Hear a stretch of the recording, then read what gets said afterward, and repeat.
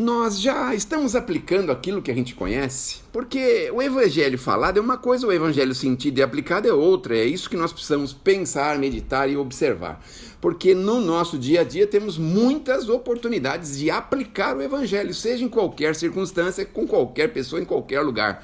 O porteiro do prédio, o zelador, a síndica, ou talvez o transeunte da rua, ou o amigo dentro do ônibus, ou no farol, ou o vizinho do carro, ou o vizinho da casa, ou em algum lugar. Nós sempre temos alguma coisa para observar se estamos aplicando o evangelho. Porque, olha, sinceramente, o que adianta termos 20, 30, 40, 50, 100 anos de espiritismo se a gente só sabe e não aplica? E a lição de hoje é justamente o marketing da aplicação, porque pagar o mal com o bem exige da gente uma construção muito forte, muito robusta de tudo aquilo que nós já sabemos, porque é uma das coisas mais difíceis que nós temos para fazer na Terra, porque na maioria das vezes, se não consolidamos o mal em virtude do mal que recebemos, na maioria das vezes nós arquitetamos mentalmente uma devolutiva do mal que nós recebemos. E é aí que entra o marketing do evangelho, mostrando pra gente que nós precisamos começar a pensar em novas direções, em novas diretrizes. E é isso que nós estamos aqui nos propondo a fazer com essas leituras e com essas reuniões que fazemos aqui, inclusive via internet. Não importa a forma, o formato, estamos aqui, vamos ouvir e precisamos raciocinar a respeito dela. Bom, o evangelho é muito claro e mostra pra gente que nós precisamos cerrar, diminuir, melhorar aquela ideia malsã que nós temos de devolver o mal que recebemos, que é muito normal e muito comum. E ele dá uma série de subterfúgios, uma série de caminhos para todos nós buscarmos isso, não é?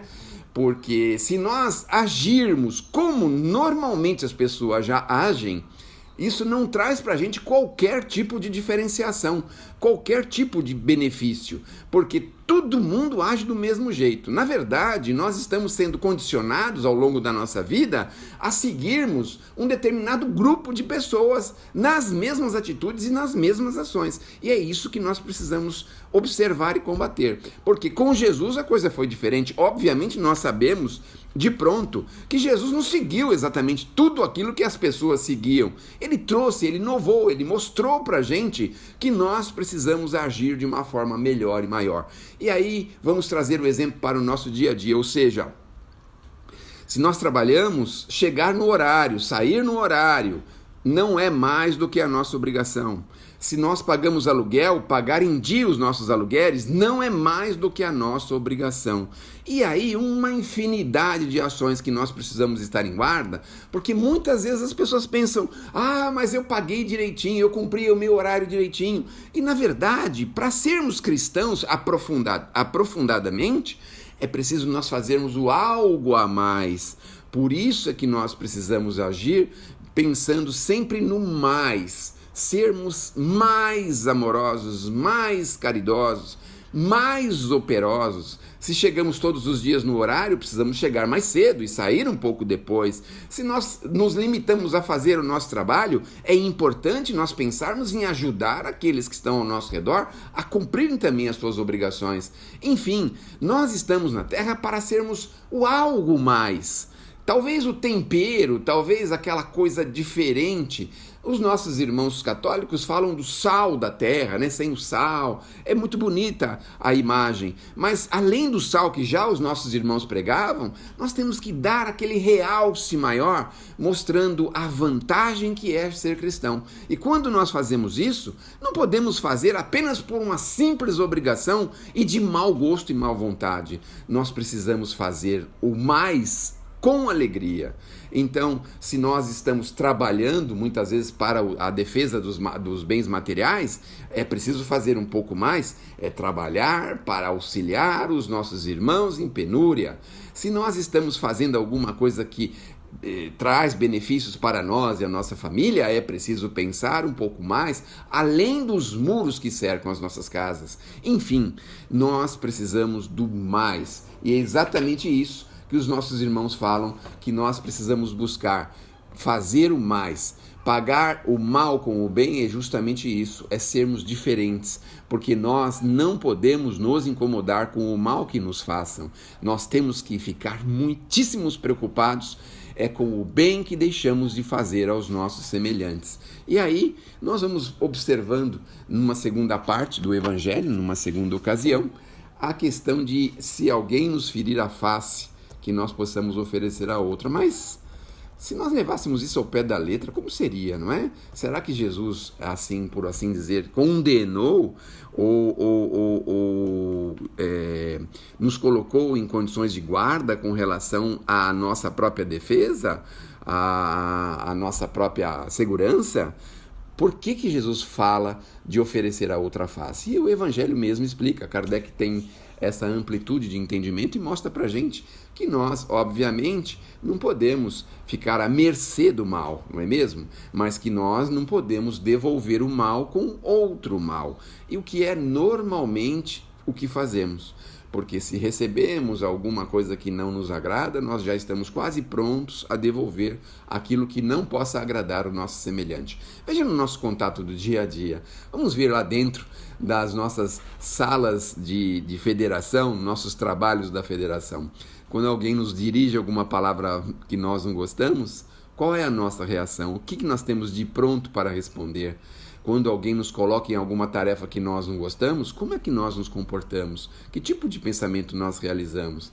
Então, oferecer a outra face é oferecer o bem em virtude do mal que possamos ter recebido. É claro e óbvio que também isso demanda uma construção, e essa construção é que precisamos realizar no nosso dia a dia. Se nós não nos convencermos que temos que sair da encarnação melhor do que chegamos, nós vamos continuar rodando, indo e voltando do plano espiritual para o plano material dezenas, infinitas vezes. E é isso que nós precisamos avançar, precisamos olhar mais adiante, olhar mais para frente.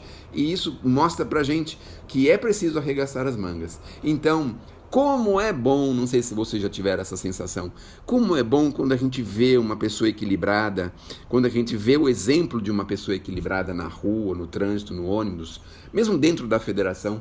Na federação, muitas vezes, as pessoas buscam encontrar pessoas equilibradas, não é? E muitas vezes o que acontece é que a gente vê lá todos nós doentes do espírito que estamos lá em trabalho de preservação do que nós já conseguimos e um trabalho de profilaxia do mal que ainda existe dentro de nós. É claro que quando a gente enxerga alguns dos nossos irmãos com um equilíbrio, isso dá para a gente um conforto, uma alegria em saber que nós também podemos chegar lá. Portanto, diante de uma malcriação, diante de uma ofensa, diante de alguma coisa que não nos caia bem, por assim dizer, estejamos prontos para fazer o bem. Não vamos devolver o mal com o mal. Sejamos sóbrios, sejamos cristãos, porque o mal com o mal normalmente são de pessoas comuns do dia a dia que mal conhecem o Evangelho ou que nem conhecem o Evangelho, nem conhecem Jesus. E nós já o conhecemos. E é por isso que nós precisamos cada vez mais e melhor aplicá-lo. Vejo uma vez numa casa espírita, vamos diminuir um pouquinho esse entusiasmo, né? Nossa, mãe do céu. Ufa! Na casa espírita nós estávamos terminando a palestra, né? Expositor, né?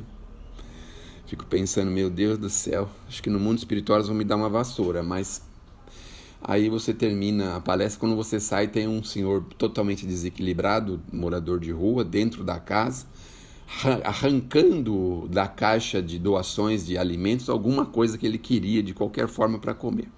E aí um trabalhador da casa, com muito jeito, com muito cuidado, com muita responsabilidade, com muita educação, falou, meu irmão, mas essas coisas que tem aí não servem para você precisa de uma coisa rápida. E ele começou a desbravejar, xingar, criar aquela condição terrível e todo mundo assim assustado. O moço começou a ameaçar esse trabalhador e tal. E eu saindo da exposição estava olhando e aí o moço falou assim, mas você não pode vir aqui, vou te comprar alguma coisa que você possa comer agora.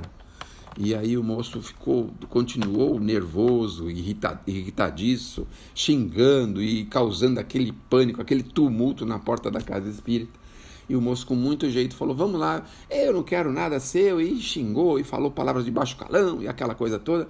E por fim, o moço desferiu um cuspe no trabalhador. E aí eu fiquei pensando, meu Deus, que exemplo a ser seguido. O moço simplesmente ficou parado, em silêncio. O moço, depois que fez isso, acho que ele ficou pensando que poderia ter algum tipo de contrariedade, foi embora, esbravejando e foi embora. Então eu fico pensando, meu Deus, que preparo desse trabalhador, porque não raras vezes a gente no trabalho espiritual, às vezes a gente vê lá um irmãozinho em desequilíbrio e a gente também fica desequilibrado. Em casa a gente vê alguém desequilibrado na mesma hora, não precisa, é só a gente sentir a vibração. A gente está tão sutil, né, com as nossas coisas, que a gente sente a vibração do nosso companheiro de casa, a gente já fica desequilibrado, só com a vibração dele. Então, fortalecer os nossos ânimos, construir muita força e muita vontade, muito amor, porque nós somos cristãos e precisamos honrar aquilo que nós conhecemos e já sabemos de séculos. Quem está na doutrina espírita conhece o Evangelho há muitos séculos. Que Deus nos abençoe, que Jesus nos ilumine.